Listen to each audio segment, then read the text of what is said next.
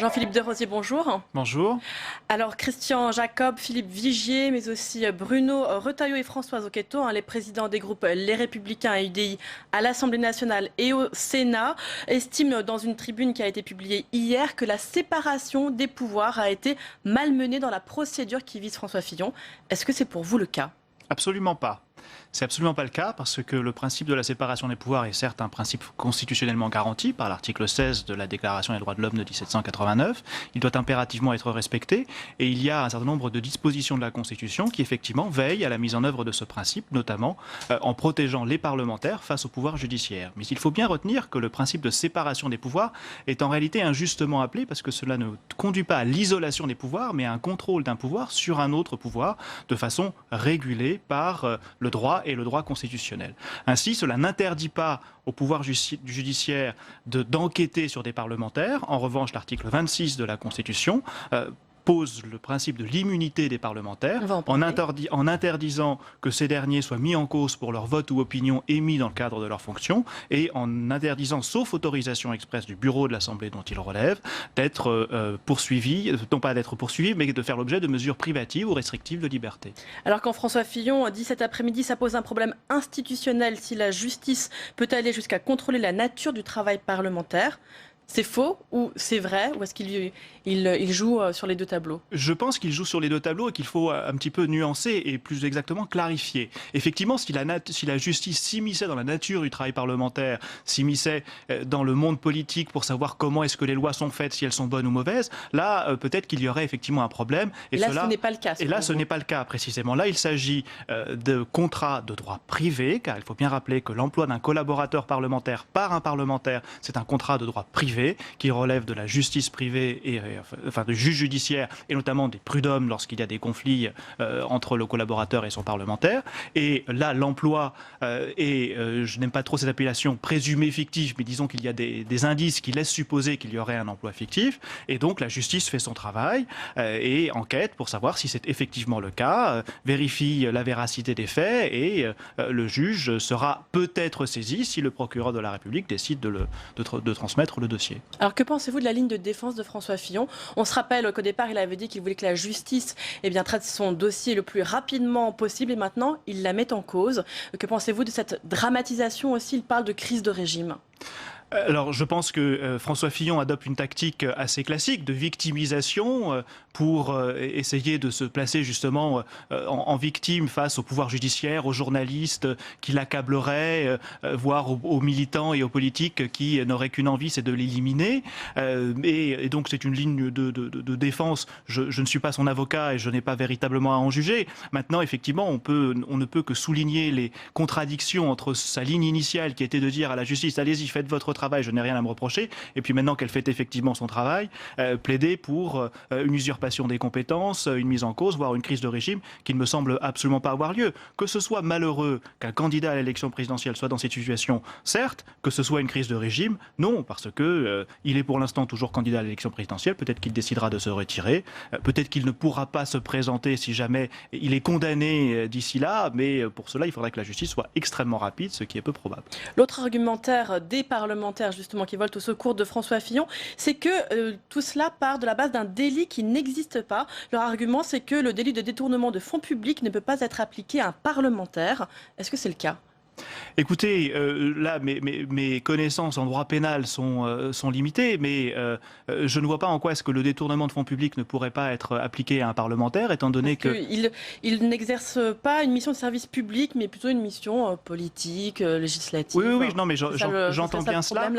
J'entends bien cela, mais il n'en demeure pas moins que, quand bien même ce sont des contrats de droit privé, que ceux qui lient le parlementaire à son collaborateur, ils sont rémunérés sur des fonds publics. Et donc, s'il utilise ces fonds publics à des fins qui ne sont pas celles pour lesquelles ils sont destinés, c'est-à-dire rémunérer quelqu'un qui ne travaille pas, ça me semble être qualificatif et constitutif d'un détournement de fonds publics. Et le parquet national financier appréciera à sa juste valeur l'argument des avocats et verra si les faits sont effectivement qualifiés. Est-ce que justement pour vous, le parquet national financier est compétent sur cette affaire ?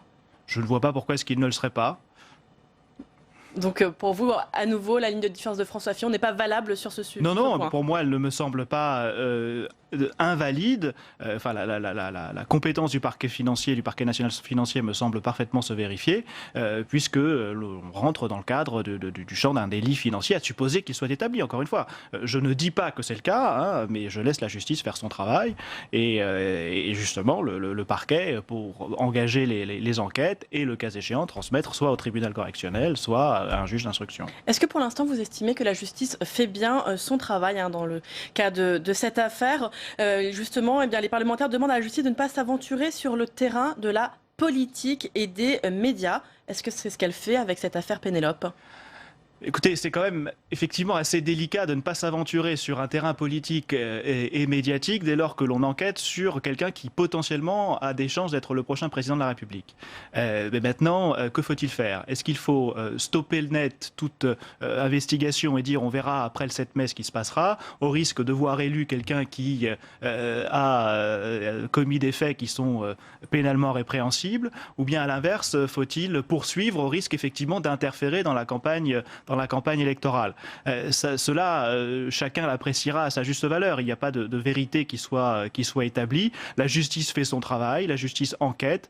Je ne crois pas que la justice s'immisce dans la sphère politique du moment qu'elle se borne à l'enquête sur les faits pour savoir s'ils sont établis et s'il y a lieu de poursuivre ou non François Fillon. Est-ce qu'en revanche, la médiatisation de cette affaire ne peut pas porter préjudice au fonctionnement de la justice? Est-ce que ça, tout de même, ça n'a pas posé problème? Je crois que c'est ce que les uns et les autres font dire aux médias. Alors, effectivement, c'est une affaire qui est partie des médias. Personne ne sait, chacun a son idée de savoir si c'est le Canard enchaîné qui a mené une enquête lui-même, s'il a été nourri par quelqu'un, et si c'est quelqu'un de qui s'agit-il, de quel bord politique vient-il. Effectivement, ce qui est certain, c'est que ça ne donne pas une image très glorieuse de la politique française. En revanche, ça montre que la justice est à même d'enquêter dès lors qu'il y a des éléments qui justifient une enquête, indépendamment du contexte électoral. Maintenant, je suis quand même assez convaincu que si un juge d'instruction a été saisi ou que le parquet devait décider de poursuivre l'enquête... Justement, quelles sont les options qu'il peut y avoir maintenant? Quelles sont les hypothèses possibles que peut faire le parquet national financier? Eh bien, je crois qu'il y a principalement 3 solutions. Soit décider de classer sans suite, si jamais les faits qui sont reprochés ne semblent pas justifier qu'il y ait une infraction qui ait été commise, visiblement ce n'est pas le cas, soit une transmission directe au tribunal correctionnel pour une comparution immédiate, soit une transmission au juge d'instruction pour décider si François Fillon doit faire l'objet d'une enquête préliminaire et ensuite être auditionné en tant que témoin assisté ou faire l'objet d'une mise en examen. Je crois que ce sont là les 3 possibilités et justement, à mon avis, c'est à ce niveau-là que ça risque d'être interrompu pour ne pas trop influencer le débat démocratique et le débat politique qui va avoir lieu dans les prochaines semaines. Mais justement, même si la justice travaille très rapidement, on peut imaginer difficilement que le temps judiciaire ne va pas percuter le temps présidentiel, non ? Il y a évidemment une confrontation et qu'il y ait une rencontre des deux, c'est effectivement inévitable vu le calendrier, vu la personnalité encore une fois.